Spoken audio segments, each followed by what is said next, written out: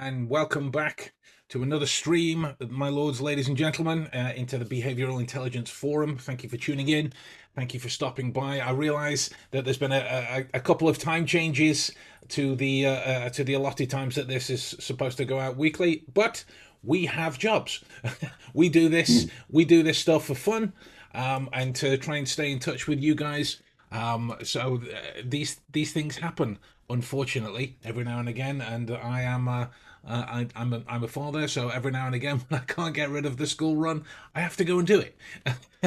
Right? So we can't all spend all day having fun on the internet, but with that in mind, I have found what I feel to be a particularly interesting topic this week, and it's mostly because I am biased about the fact that I am fascinated with how the memory works. That's my bias, but that doesn't change the fact that it is one of the lesser understood, the lesser spoke about aspects of human behavior, as in how we think about things and how we remember certain things, how we very often recode certain events to interpret and remember situations differently than the original elements happened in that situation. And so one of the articles that we're going to be looking at today is from the Cultural Foundation of Human Memory, published in the Annual Review of Psychology in 2021,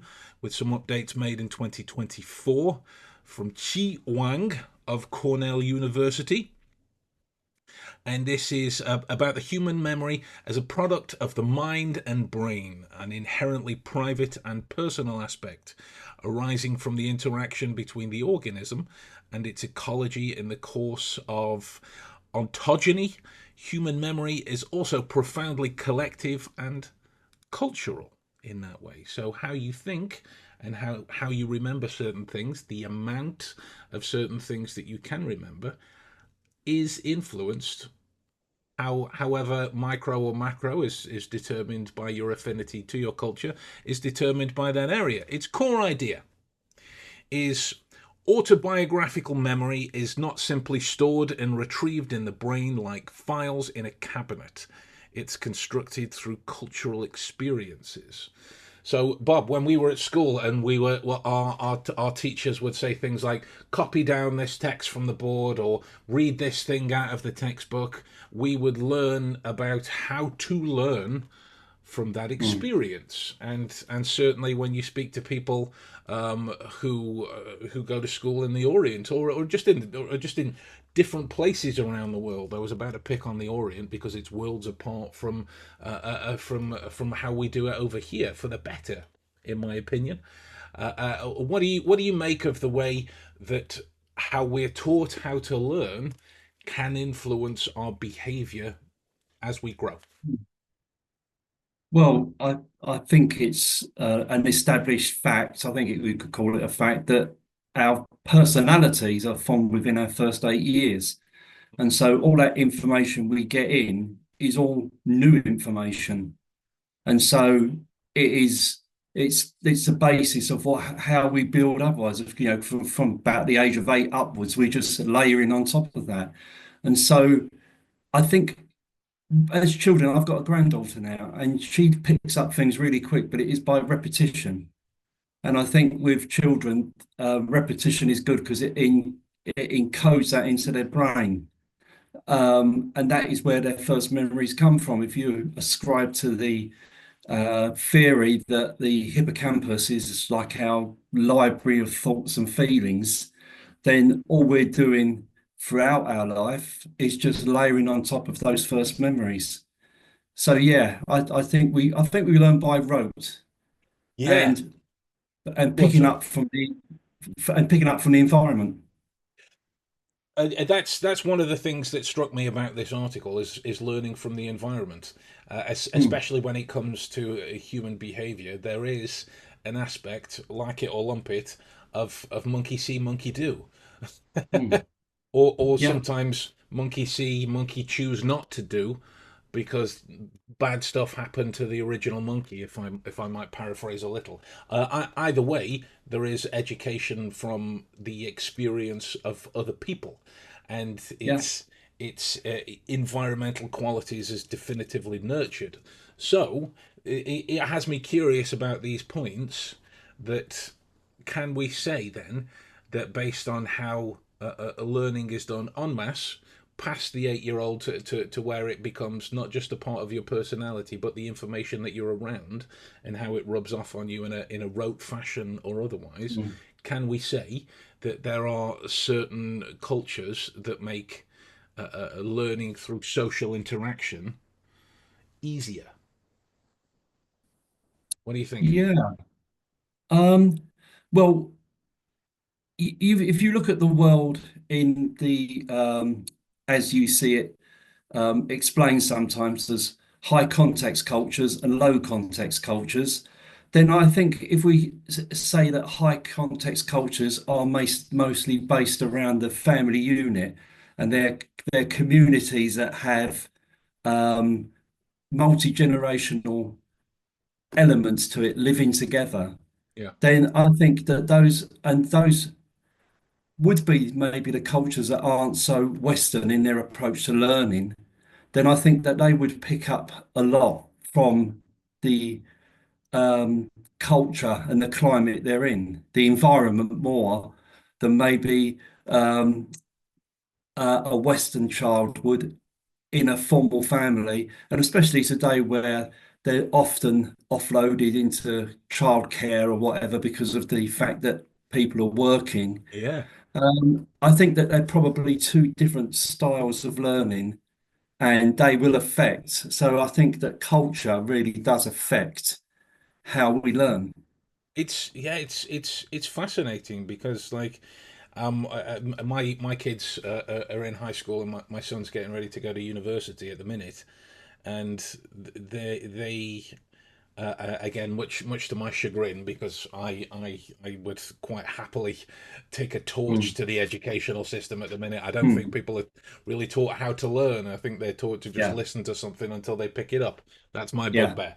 But their experience of it has very much been instead of read this textbook, it's look at this screen or watch this video or listen to this audio clip, which Mm. moves with the times and whatnot, but Mm. it creates a relationship with tension because nobody's really taught to learn until the exam time comes round.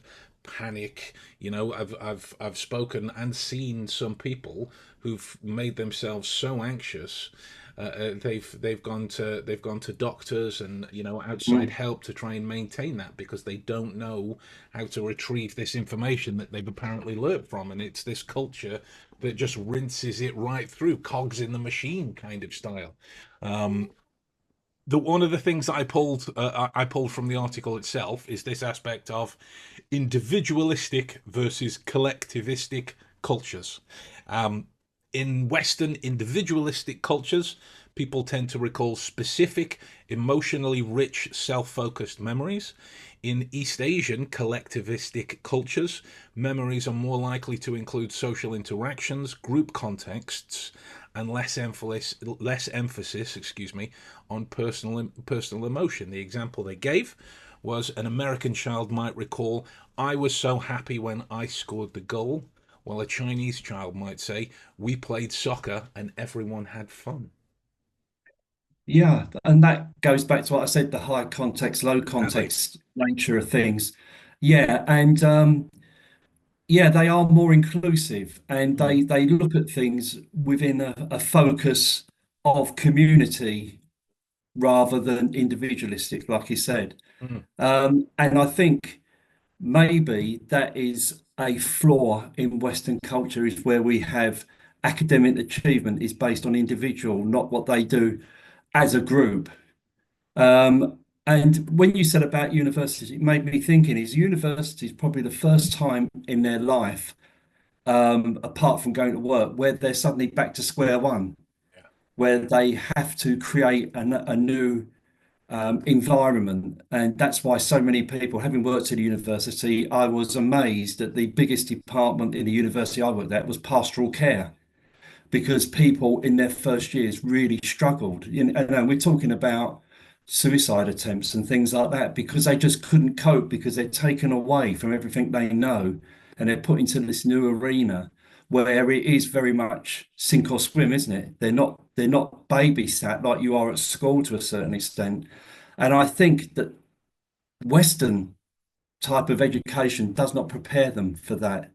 Um, and I think that they struggle a lot. And I think that's because they've got no memory or things to base it on. And the environment is very, very odd to them. And they have to build new relationships. And if you come from that culture where relationships is how your memory is focused, it probably is a bit easier than if 100%. you're in that individualistic um, type of situation.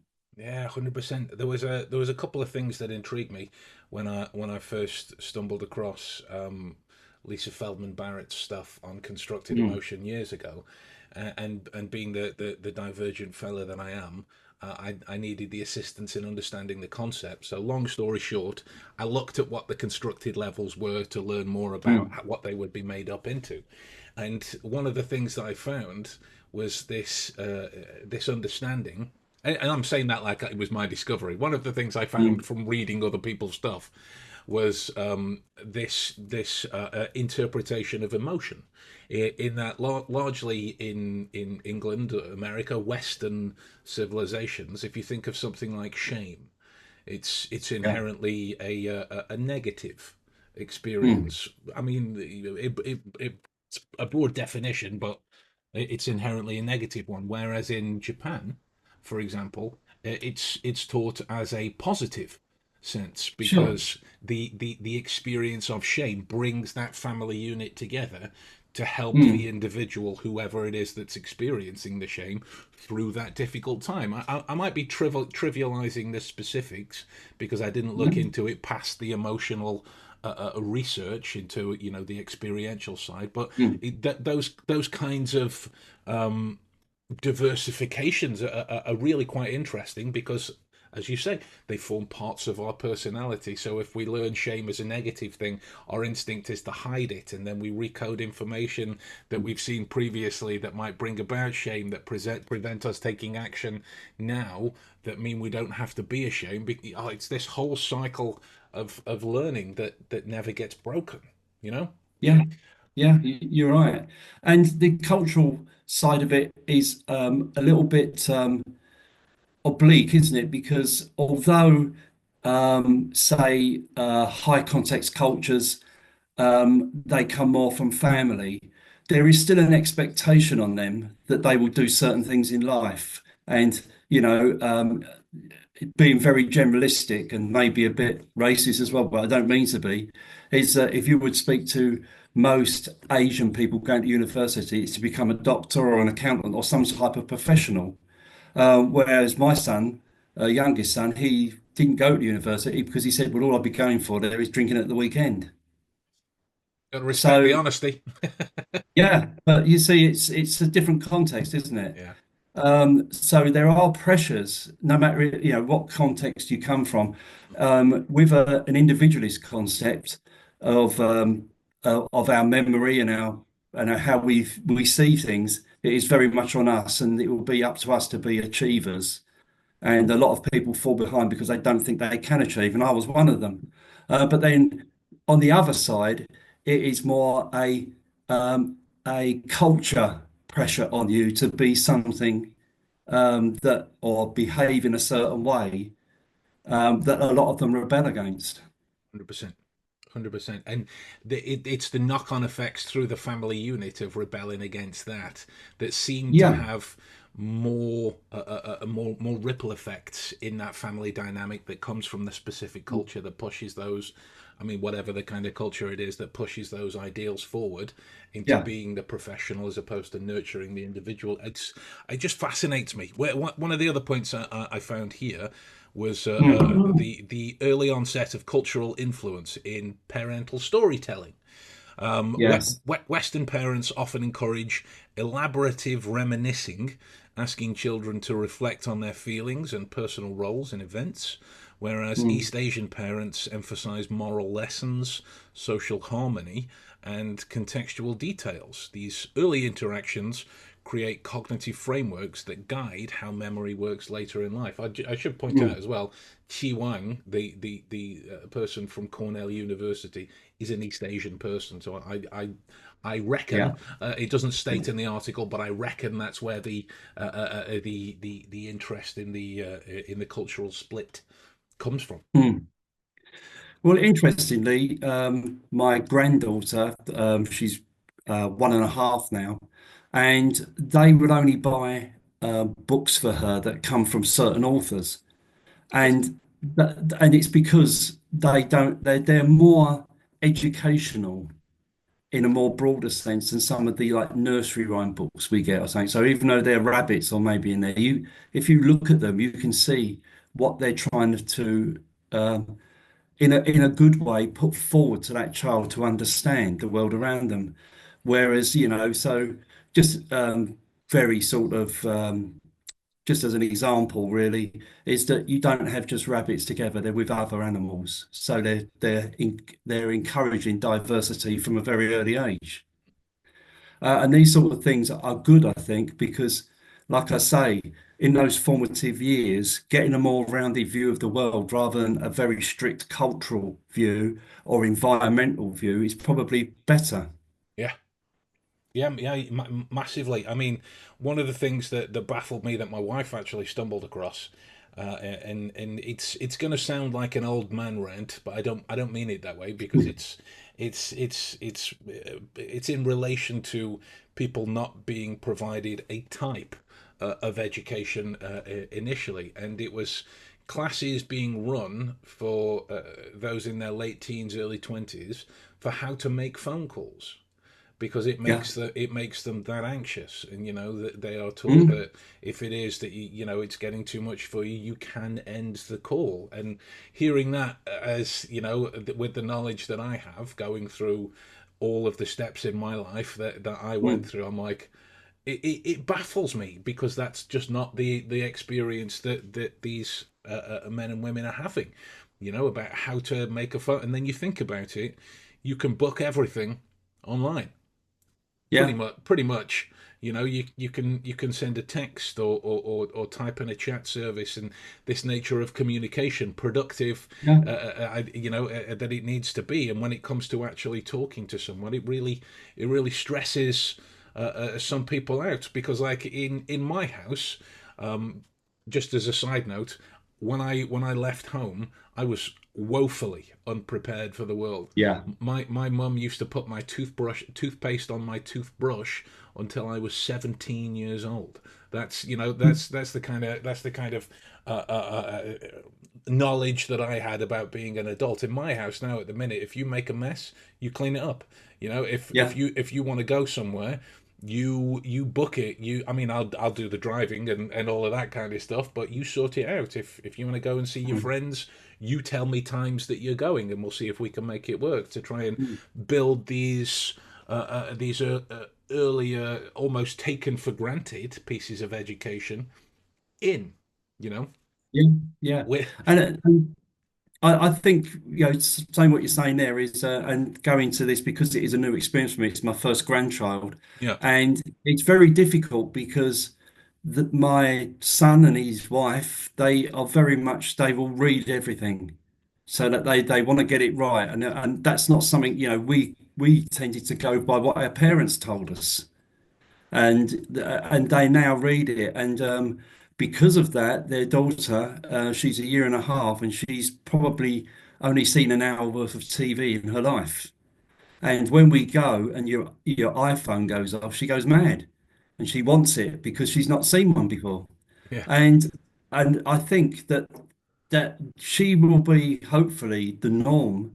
yeah, I'm not certain she will be, that the children are brought up to speak to her. And funny enough, she's had her report from nursery where she goes, and they said she's a very sociable child, really sociable. She wants to meet with people and sort of interact with them. And I'm just wondering if there's a correlation there between the fact that she's bringing these images in of conversation and of meeting with people. She's got a little kitchen and she wants to give you a cup of tea and she wants to, and all this sort of thing.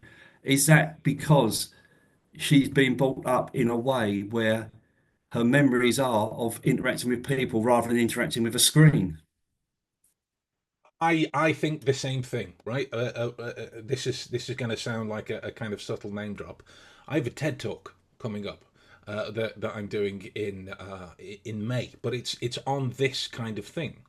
Mm, The topic for the TED talk was into the unknown, in mm, relation to the technical age. So I was like, how far is tech and AI reliance and smart device reliance and all this kind of thing mm, robbing us of parts of our capacity for being human?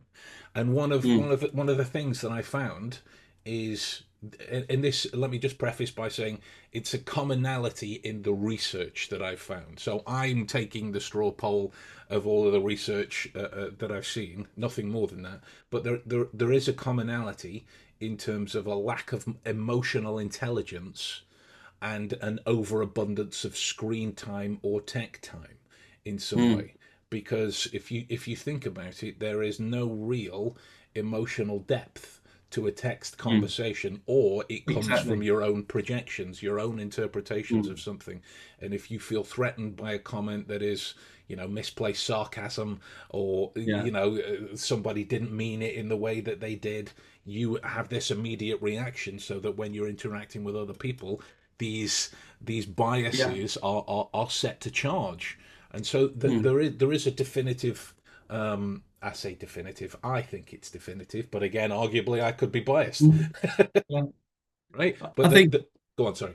no, no, go on. Sorry, you finish. I was just going to say that you can chart these changes, and an example that I always give is, I was talking to a friend of mine online. It was on a Facebook page. I can't remember if it was Mm. mine or his, but it doesn't matter.